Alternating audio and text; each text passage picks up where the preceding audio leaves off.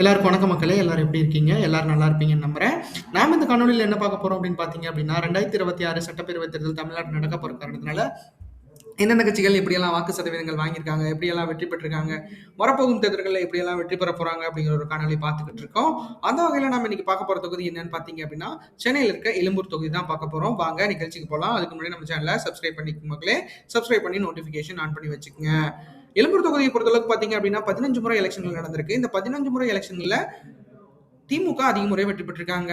திமுக சார்பில் 1957, 1967, 1970, 1977, 1980, 1989, 2000, 1996, 2016, 2016, 2021 வெற்றி பெற்றிருக்காங்க. இந்திய தேசிய காங்கிரஸ் 1962, 1984 வெற்றி பெற்றிருக்காங்க.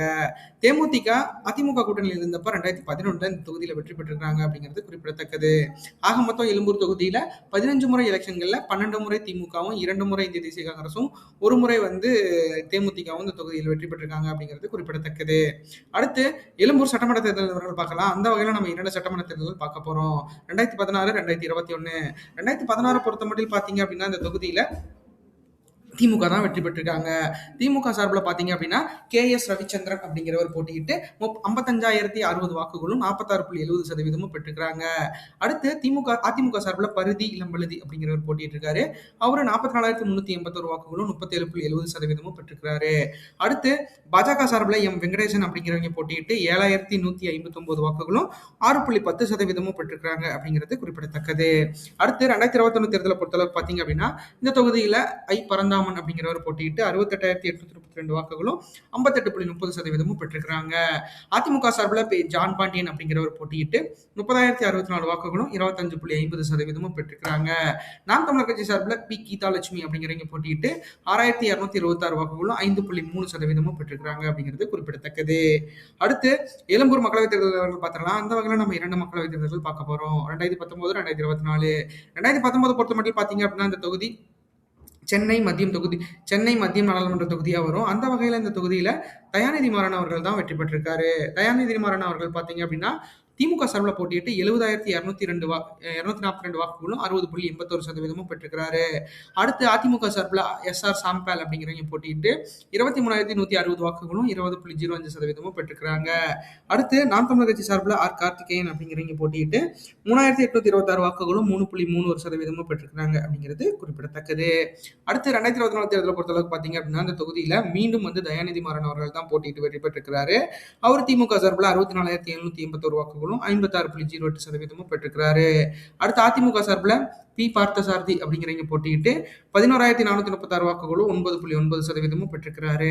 அடுத்து பாஜக சார்பில் வினோஜ் அப்படிங்கிறவங்க போட்டியிட்டு 31,110 வாக்குகளும் 26.93% பெற்றிருக்கிறாங்க. அடுத்து நாம் தமிழர் கட்சி சார்பில் R கார்த்திகேயன் அப்படிங்கிறவங்க போட்டியிட்டு 8,193 வாக்குகளும் 7.09% பெற்றிருக்கிறாங்க அப்படிங்கிறது குறிப்பிடத்தக்கது. அடுத்து எழும்பூர் தொகுதி 4 தேர்தல் நிலைமைகள் பார்த்தலாம். அந்த வகையில் நம்ம இந்த அதிமுக, திமுக, நாம் தமிழருக்கு கடந்த 4 தேர்தல்களில் எப்படிப்பட்ட வாக்குகள் இவங்க வச்சிருக்காங்க அப்படிங்கிற ஸ்ட்ரைக் ரேட் பார்க்கலாம். அந்த வகையில் அதிமுக பொறுத்த மட்டும் பார்த்தீங்க அப்படின்னா 2016 37.70%, 2019 20.05%, 2021 25.50%, 2024 9.80% பெற்றிருக்காங்க. அடுத்து திமுக சார்பில் பார்த்தீங்க அப்படின்னா 2016 46.70%, 2019 60.81%, 2021 58.30%, 2024 56.08% பெற்றிருக்காங்க.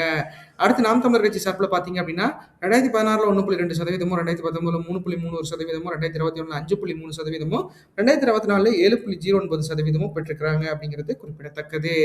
அடுத்து எழும்பூர் தொகுதி வாக்காளர்கள் நிலவரத்தை பத்தி பார்க்கலாம்.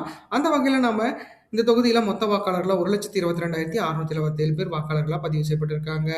அதுல 59,886 ஆண்களும் 62,699 பெண்களும் இந்த இடத்துல வாக்காளர்களா பதிவு செய்யப்பட்டிருக்காங்க அப்படிங்கிறது குறிப்பிடத்தக்கது. 3ஆம் பாளையத்தவர்கள் 42 பேர் இந்த இடத்துல வாக்காளர்களா பதிவு செய்யப்பட்டிருக்காங்க.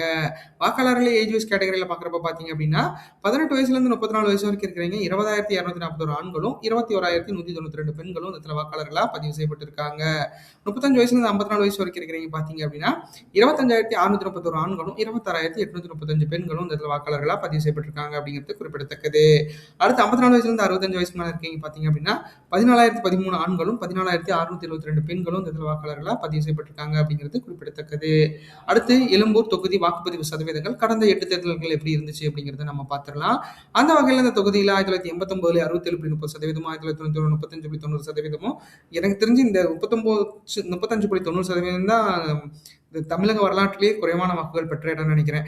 1996 58.40%, 2001 44.80%, 2006 64.90%, 2011 68%, 2016 61.70%, 2021 65.20% வாக்குகள் பதிவாயிருக்கு அப்படிங்கிறது குறிப்பிடத்தக்கது.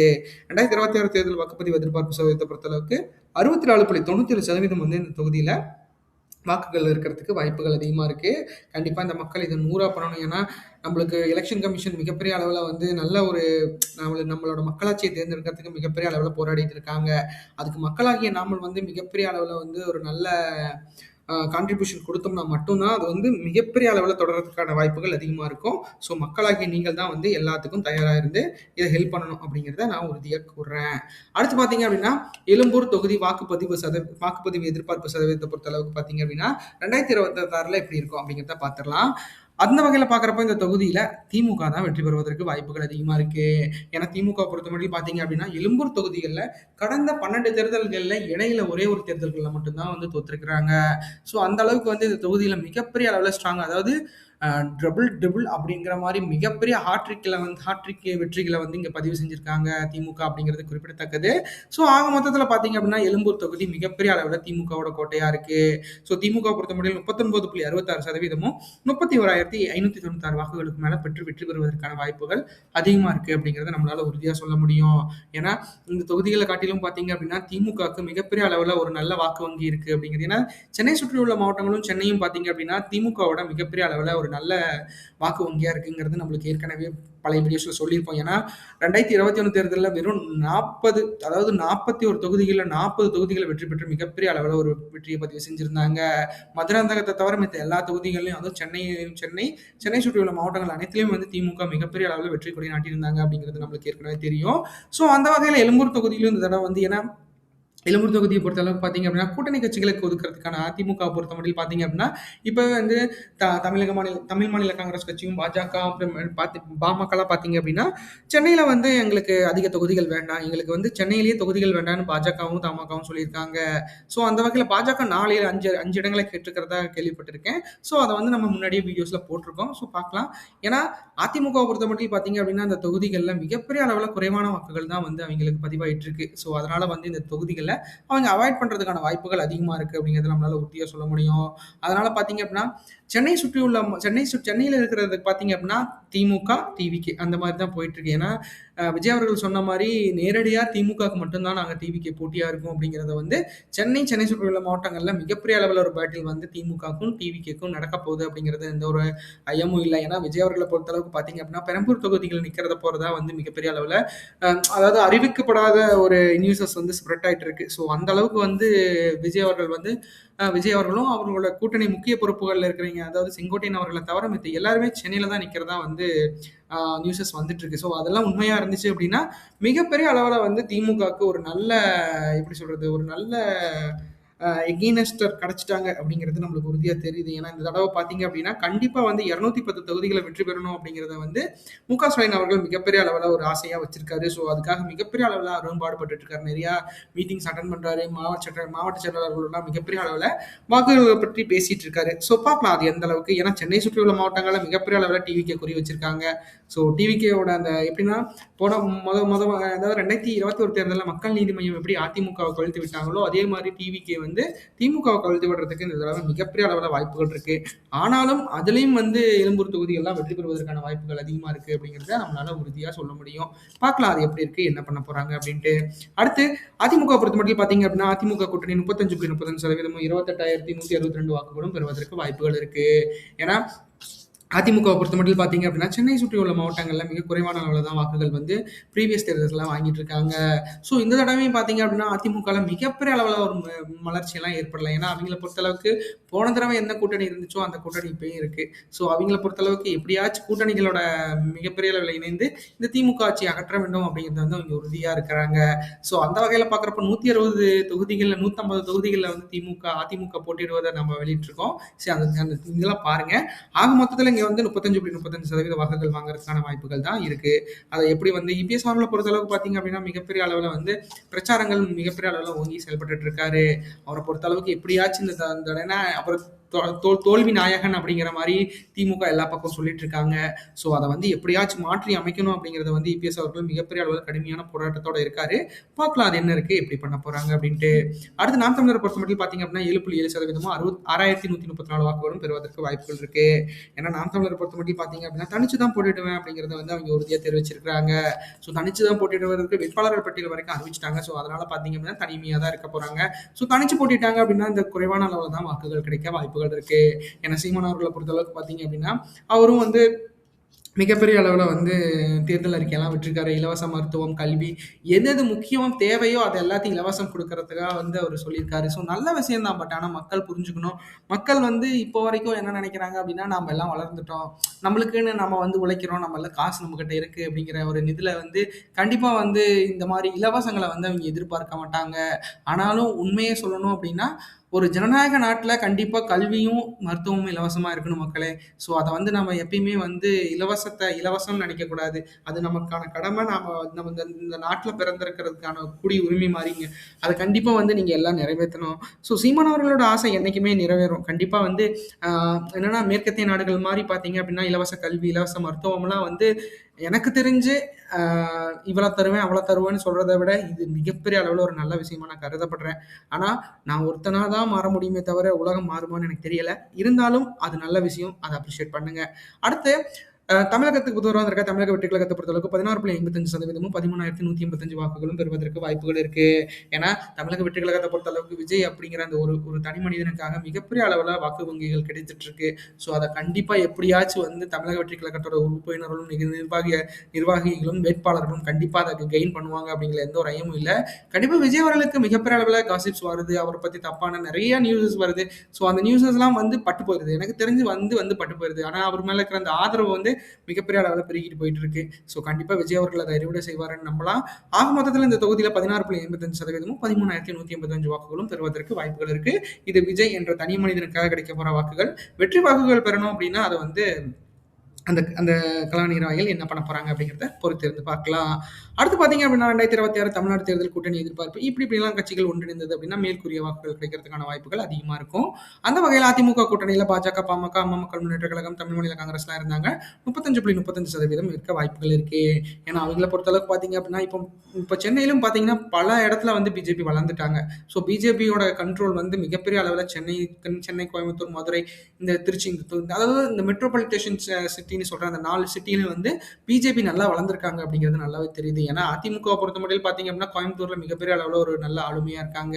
ஆனால் மதுரையில் பாதி இருக்காங்க. திருச்சியும் சென்னையும் வாஷ் அவுட். ஸோ அதனால வந்து பிஜேபியோட கண்ட்ரோல் இருந்ததா மட்டும்தான் கொஞ்சம் வெற்றி பெறுவதற்கான வாய்ப்புகள் அதிகமாக இருக்கு. எனக்கு தெரிஞ்சு அதிமுக கூட்டணி வெற்றி பெற்றது அப்படின்னா தமிழ்நாடு வளர்ச்சி மிகப்பெரிய அளவில் இருக்கும் அப்படிங்கிறதுல எந்த ஒரு ஐயமும் இல்லை. நாமளும் கடன் கட்ட தேவையில்லை. அடுத்து பார்த்தீங்க அப்படின்னா திமுக பொறுத்த மட்டும் இந்திய தேசிய காங்கிரஸ், சிபிஐ, சிபிஎம், விடுதலை சிறுத்தைகள் கட்சி, மக்கள் நீதி மய்யம், அதிமுக, தேமுதிக போன்ற கட்சிகள் பல கட்சிகள் அவங்களோட கூட்டணியில் இருக்காங்க.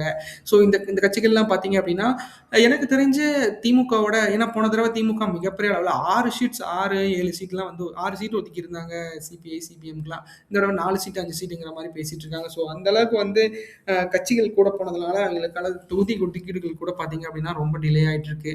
ஸோ அதனால கண்டிப்பாக இந்த தடவை மிகப்பெரிய அளவில் ஒரு மாறுபட்ட தொகுதிகள் தான் வந்து எல்லாத்தையும் கிடைக்க போகுது. பார்க்கலாம். திமுக பொறுத்த மட்டும் தனிச்சு போட்டுட்டாலே இந்த தொகுதியாக அவங்க வெற்றி பெறுவதற்கான வாய்ப்புகள் அதிகமா இருக்கு. அது பார்த்தீங்க அப்படின்னா 2011லயும் 1991லயும் நடந்திருக்கு.